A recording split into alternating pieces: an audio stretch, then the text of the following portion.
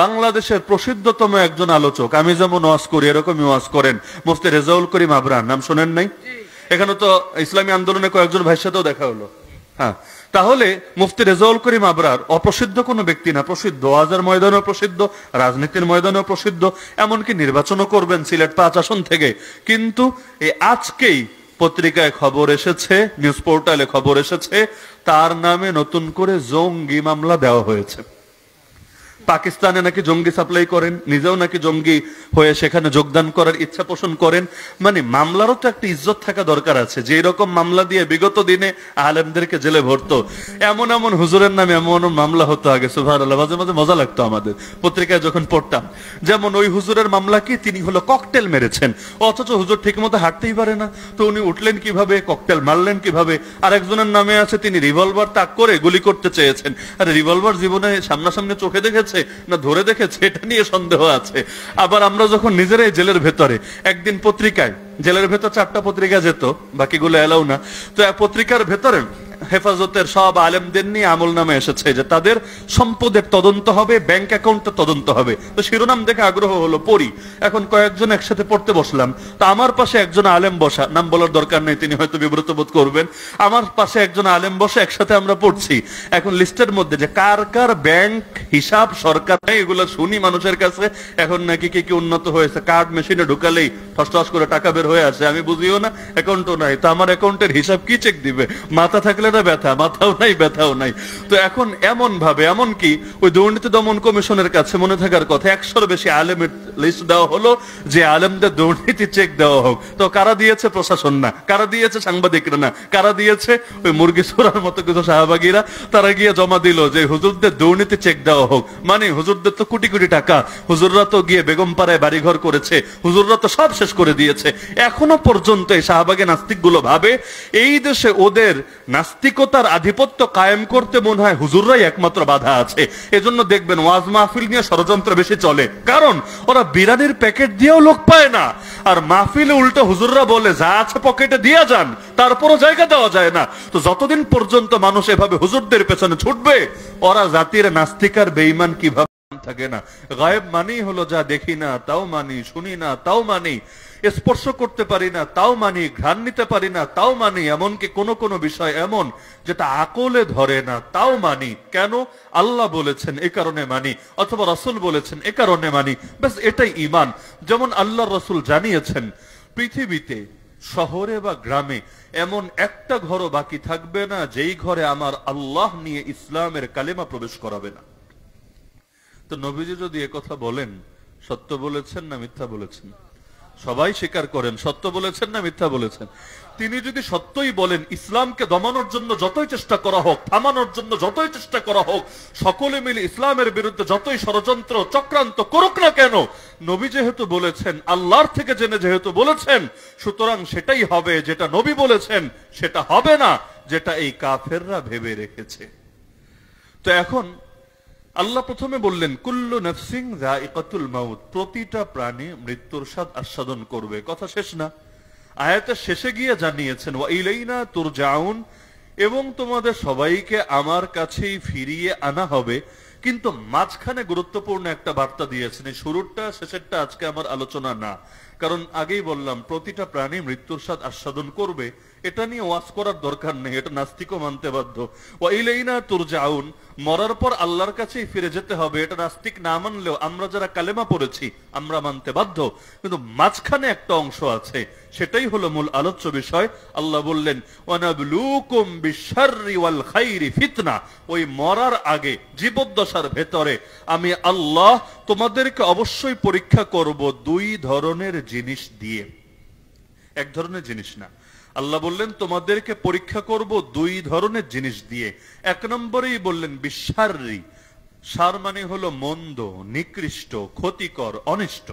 2 নম্বরে বললেন ওয়াল খাইরি, এবং যেটা উত্তম, যেটা শ্রেষ্ঠ, যেটা ভালো। আগে বললেন মন্দের কথা, পরে বললেন ভালোর কথা, আমি তোমাদেরকে পরীক্ষা করব মন্দ পরিস্থিতি দিয়েও ভালো পরিস্থিতি দিয়েও। কবে করব? মরার পরে না, মরার পরে না, ওই ধাপ না, বরং এই মরার আগে তোমাদের যে জীবনটা, এই জীবনে আমি আল্লাহ দুই ধরনের জিনিস দিয়ে পরীক্ষা করব। এজন্য আমরা এই আয়াতকে সামনে রেখে বলতে পারি মুমিনের জীবনে মোট পরীক্ষা জাস্ট দুইটা, 3 নম্বর বলতে কিচ্ছু নাই। এক হলো শুকরিয়ার পরীক্ষা, আর এক হলো সবরের। বিলটা শেষ হবে, যখন শেষ হবে, যারা আয়োজন করেছেন কষ্ট করে, কেউ সৌদি থাকেন, কেউ বিজিবিতে আছেন, এক একজন শুনলাম দূর দূরান্ত থেকে কষ্ট করে, তো যখন শেষ হবে দিলে খুশি লাগবে না? খুশি যখন লাগবে আমরা কি বলি? আলহামদুলিল্লাহ, শকর শকর, ভালো হলে শকর।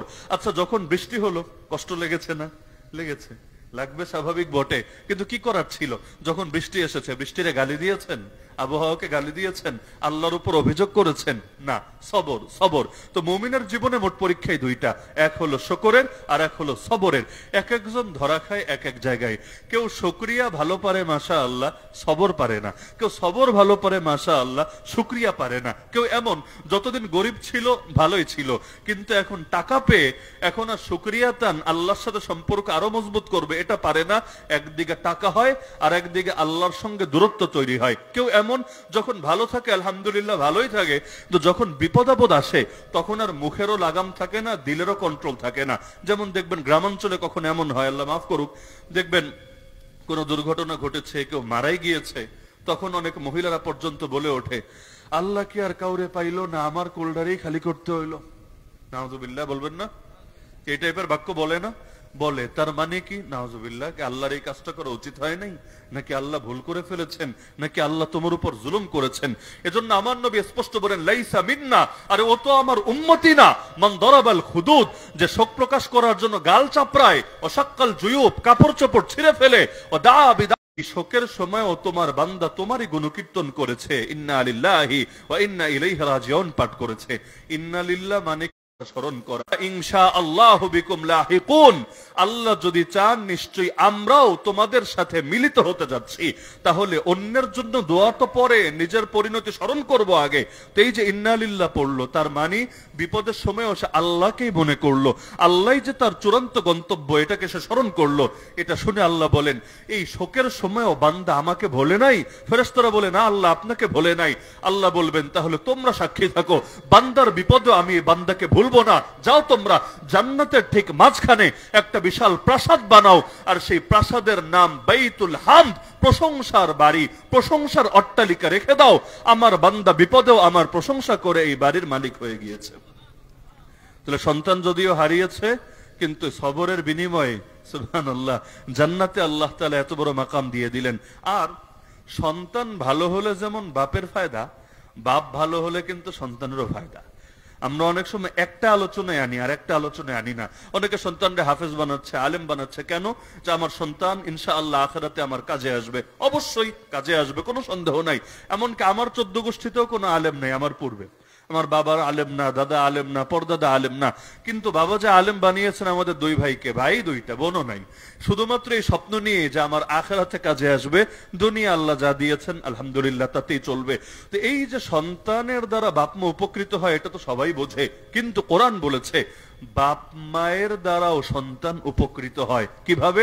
সূরা তুরের মধ্যে আল্লাহ জানিয়েছেন, যারা নিজেরাও ঈমানদার আর ফ্যামিলিরাও ঈমানদার, আল্লাহ বলেন জান্নাতে আমি ওদের সাথে ওদের ফ্যামিলিকে মিলিয়ে দিব। জান্নাতে মিলিয়ে দেওয়ার মানে কি? ঈমান থাকলে তো সবাই জান্নাতি, ঈমানদার তো আর কখনোই চিরস্থায়ী জাহান্নামী হবে না। তাহলে জান্নাতে মিলিয়ে দিব মানেটা কি? আলহাকনা বিহিম যুররিয়াতাহুম, তাফসীরের কিতাব খুললে এর ব্যাখ্যা পেয়ে যাবেন। এর ব্যাখ্যা হলো, ঈমান সবার আছে বুঝলাম, কিন্তু সবার ঈমানের কোয়ালিটি এক, সবার আমল এক পরিমাণ, কোশ্চিন কালে এটা সম্ভব না। দুইটা মানুষ পাশাপাশি দাঁড় করালেও তো ইমানে আমলে সমান হবে না। আবু বকর রাদিয়াল্লাহু আনহুকে এক পাশে রাখেন, ওমর রাদিয়াল্লাহু আনহুকে আরেক পাশে রাখেন, দুজনেই ইমানদার, দুজনেই সাহাবী, দুজনেই নেক আমলকারী, কোনো সন্দেহ নাই। কিন্তু বলেন তো দুইজনের মধ্যে ইমানে সেরা কে, আমলে সেরা কে? আবু বকর রাদিয়াল্লাহু তাআলা আনহু। তো আল্লাহ তাআলা এমনই বানিয়েছেন, একজনের উপর আরেকজনকে বিভিন্ন ক্ষেত্রে শ্রেষ্ঠত্ব দিয়েছেন।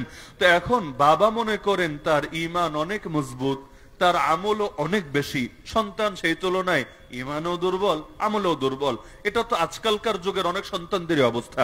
এখনকার যুবশ্রেণী যারা আছে তারা অনেকেই হয়তো এটা আমাদের কাছেও বলে যে হুজুর আলহামদুলিল্লাহ আমার বাবা 5 ওয়াক্ত নামাজ জামাতের সঙ্গে আদায় করে, তার দ্বারা কোনো গুনাহ হয় না, কিন্তু আমি পারি না। অনেকে এসে পরামর্শ চায়।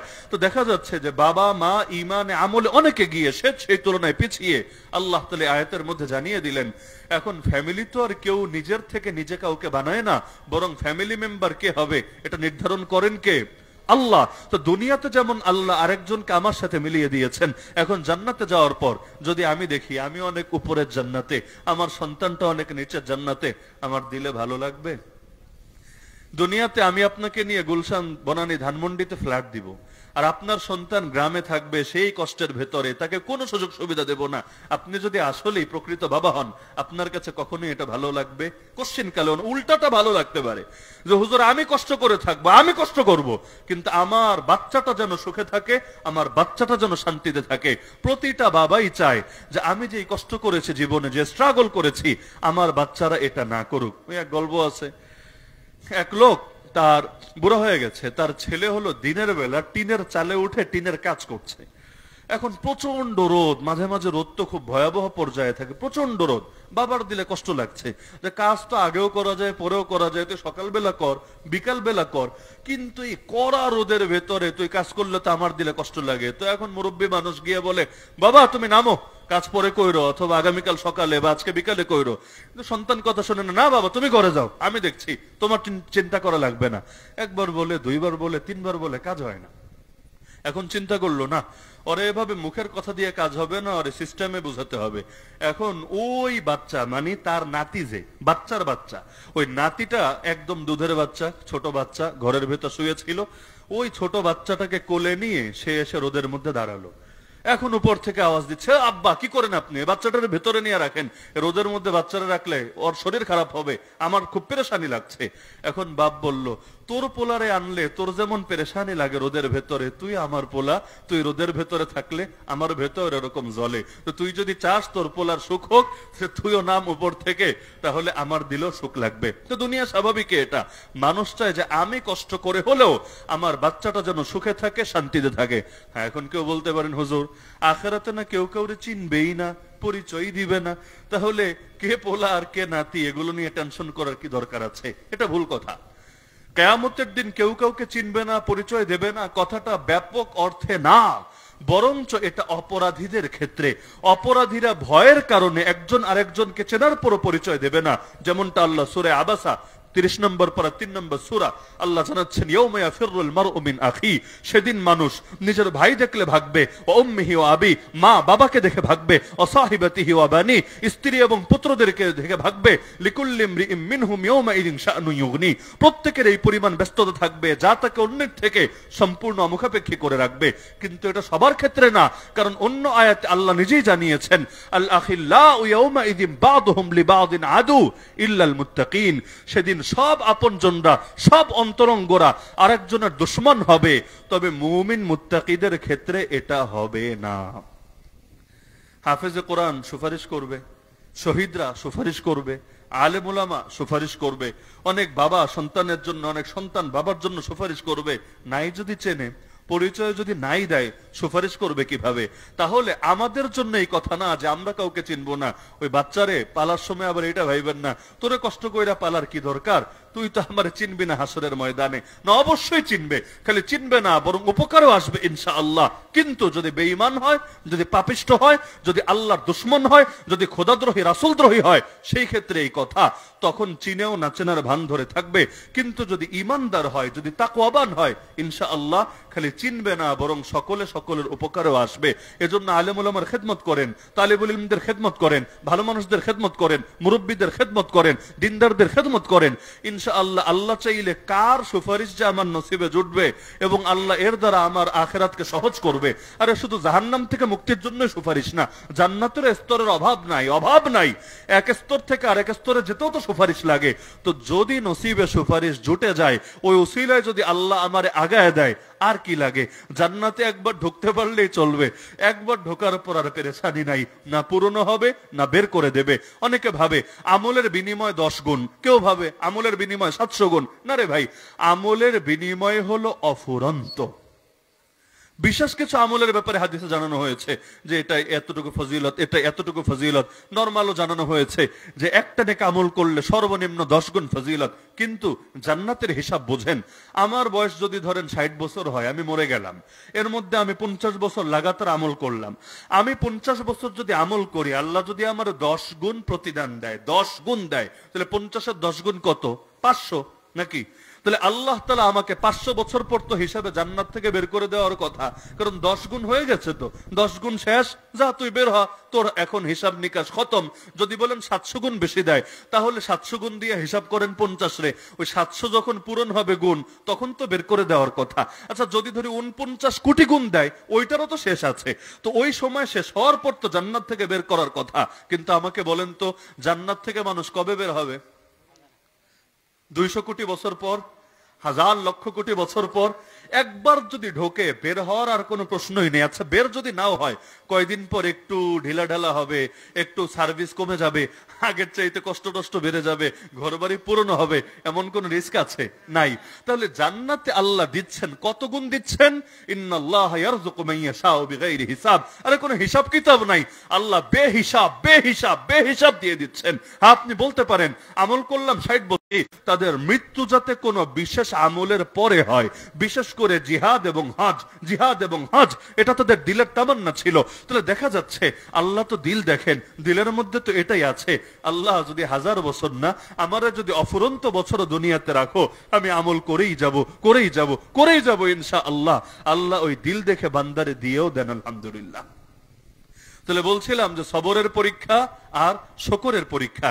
কেউ সবরের পরীক্ষা পারে, শকরের পরীক্ষা পারে না। কেউ শকরের পরীক্ষা পারে, সবরের পরীক্ষা পারে না। এই যে ধনী ব্যক্তির চাইতে 500 বছর আগে গরিবরা জান্নাতে যাবে, এটা আমাদের বাঙালিদের জন্য খুব সুসংবাদের একটা হাদিস। কারণ আমাদের দেশের ধনীরাও আসলে গরিব। ওই রকম মানে আন্তর্জাতিক স্ট্যান্ডার্ড বিবেচনা করলে, বিশেষ করে হালাল ইনকাম যারা করে, আপনি ধনী হিসাবে এই দেশে কয়জন মানুষ দেখাতে পারবেন হালাল ইনকাম করে আন্তর্জাতিক মান অনুসারে সে ধনী? হিসাব অনুসারে জাতিগতভাবেই আমরা গরিব, আলহামদুলিল্লাহ। হ্যাঁ, বলবেন আলহামদুলিল্লাহ কেন বললেন? হ্যাঁ, নবী আল্লাহর কাছে দারিদ্র চেয়েছেন, নবীকে আল্লাহ অফার দিয়েছেন, আপনি যদি চান পাহাড়গুলোকে সোনার উপর পাহাড় বানিয়ে দেব, খালি চাইলেই হবে। আল্লাহ রাসূল বলেছেন, আল্লাহ এই জীবন আমার পছন্দ না, আমার পছন্দ এমন জীবন, একদিন পেট ভরে খাবো, শুকরিয়া আদায় করব, আর একদিন না খেয়ে থাকবো, সবর করব।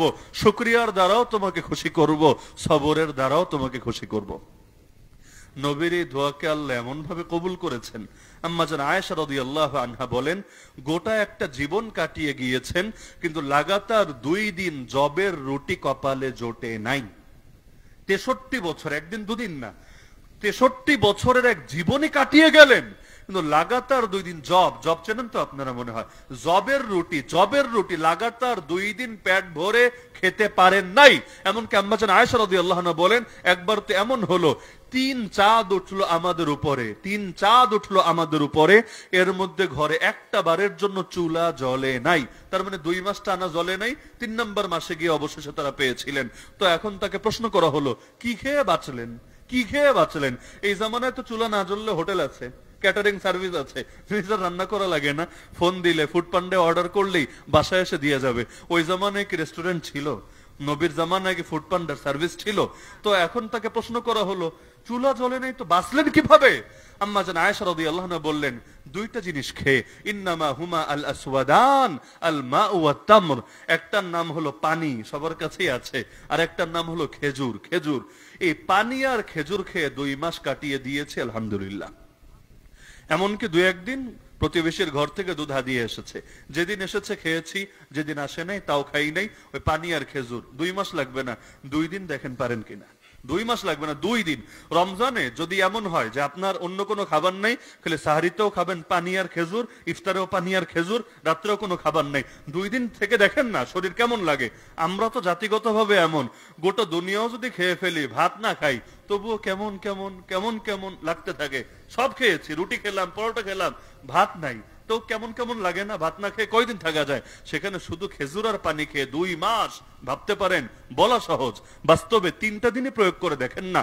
আরে সারাটা জীবন তো এই গল্প বলে গেলাম, একবার কল্পনা করেছি কি পরিমাণ ক্ষুধা লাগলে মানুষ পেটে পাথর বাঁধতে বাধ্য হয়, কি পরিমাণ ক্ষুধা লাগলে সাহাবীরা পর্যন্ত এসে দেখে ইয়া রাসূলুল্লাহ আর তো শরীর চলছে না। একদিকে সারাদিন জিহাদের ময়দানে কাজ করতে হচ্ছে, আর একদিকে দেখেন পেটের মধ্যে পাথর বেঁধে রেখেছি, তবু আর কোমর সোজা রাখতে পারছি না। আল্লাহ রাসূলের কি বলে সান্ত্বনা দিবেন? আল্লাহ রাসূল নিজের পেটের কাপড়টা উঠালেন, সাহাবীরা দেখলেন তাদের পেটে একটা করে পাথর বাঁধা, আমার নবীর পেটে দুইটা পাথর বাঁধা। কোন সাইজের পাথর পেটে বাঁধলে কেমন লাগে কল্পনা করতে পারবেন? অনুভূতি আছে? আরে প্রচন্ড ক্ষুধা লাগলে গামছা বাঁধার অনুভূতিও তো আমাদের নাই, পাথর তো দূরের কথা। কিন্তু রাহমাতুল লিল আলামিন, গোটা দুনিয়া যার সামনে কোনো দামই রাখে না, আরে গোটা দুনিয়া যেখানে আল্লাহর কাছে একটা মশার ডানার সমানও না, আর আমার রাসূলের দাম তো আরশ কুরসি লৌহ কলম সবকিছুর চাইতে বেশি, কারণ তিনি সমস্ত মাখলুকের চাইতে দামি, আল্লাহর পর সবচাইতে বেশি সম্মানী। তো যিনি এত বেশি সম্মানী, কুল কায়নাত তো তার সামনে কিছুই না। এমনকি আল্লাহ রাসূল সাল্লাল্লাহু আলাইহি ওয়াসাল্লাম তো একবার দুবার না, বহুবার বিপুল সম্পদের মালিক হয়েছেন। আম্মাজান খাদিজা রাদিয়াল্লাহু আনহাকে যখন বিয়ে করলেন, তিনি আরবের শ্রেষ্ঠ একজন ধনী, অন্যতম একজন ব্যবসায়ী। যখন বিয়ে করলেন সব মালই তো নবীকে দিয়ে দিলেন। ওই মালে যদি নবী রেখে রেখে খায় সারা জীবন কেটে যাবে, মাল ফুরাবে না। আবার এক এক যুদ্ধের পর কখন এমন হয়েছে একেবারে এই পরিমাণ সম্পদ এসেছে, এক যুদ্ধের সম্পদ দিয়ে সারা জীবন বসে খাওয়া যাবে, কিন্তু একদিকে এসেছে আর একদিকে বের করেছেন। আমরা তো পাই না, কপালে জোটে না, তাই গরিব। কিন্তু চান যে আমরাও থাকি, যে আমরাও ধনী হব। কিন্তু আল্লাহ নবীর কাছে আসতো, তিনি ধনী ছিলেন, কিন্তু একদিকে আসতো আর একদিকে বের করে দিতেন। আর আল্লাহকে বলতেন আল্লাহুম্মা আহিনি মিসকিনা ওয়া আমিতনি মিসকিনা ওয়াহশুরনি ফি জুমরাতিল মাসাকিন। হে আল্লাহ, যতদিন বাঁচাবেন মিসকিন হিসাবে বাঁচান। গরিবও না, মিসকিন। মিসকিন বুঝেন? গরিব আলাদা, মিসকিন আলাদা।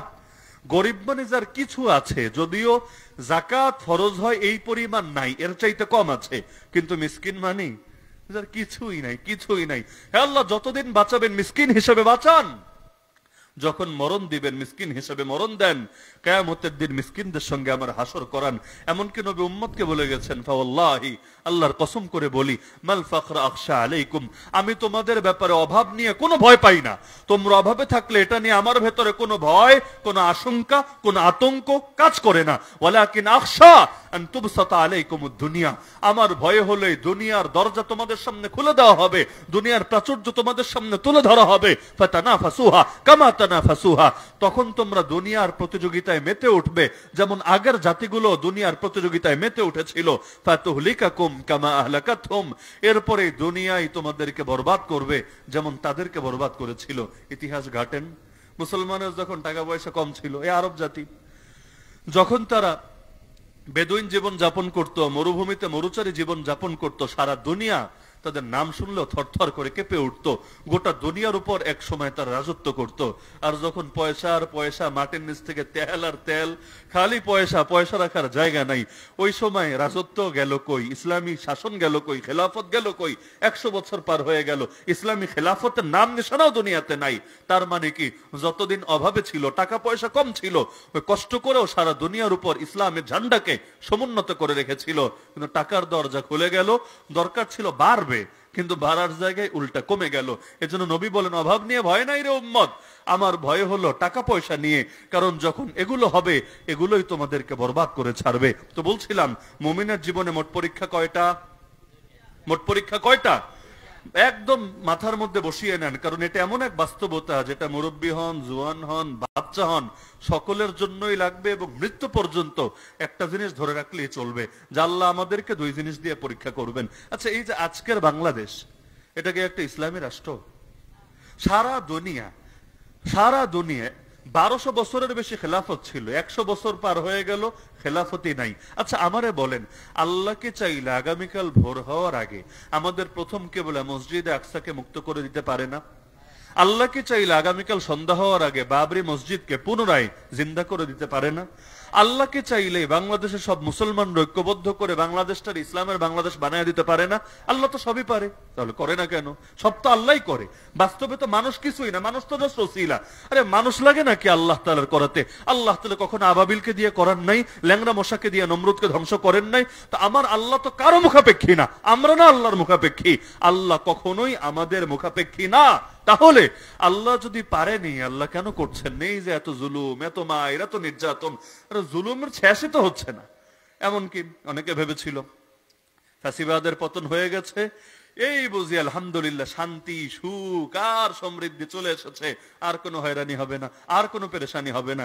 এই যে আজকে আমি ওয়াজে উঠলাম আপনাদের এখানে, কিছুক্ষণ আগে